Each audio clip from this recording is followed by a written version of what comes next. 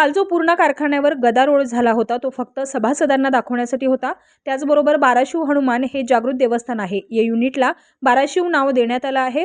बाराशिव नावाचं युनिट ज्यांनी खतम केलं त्याचं पाप निश्चितपणे भोगावे लागेल।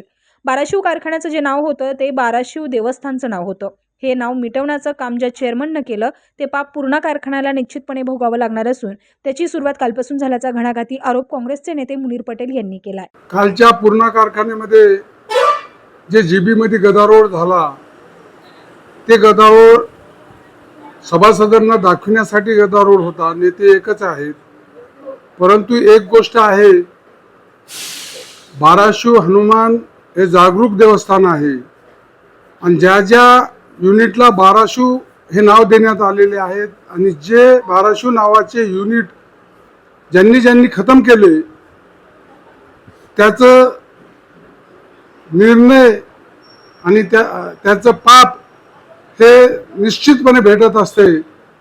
आणि मी खात्रीलायक सांगतो की बाराशिव सहकारी साखर कारखाना जे नाव होतं, जे बाराशिव देवस्थानाचं नाव होतं, हे नाव मिटवण्याचं काम पूर्ण कारखान्याने आणि पर्यायाने तिथल्या चेअरमननी जे केले त्याचं पाप पूर्ण कारखान्याला निश्चितपणे भोगावे लागतील आणि ते कालपासून सुरुवात झाली।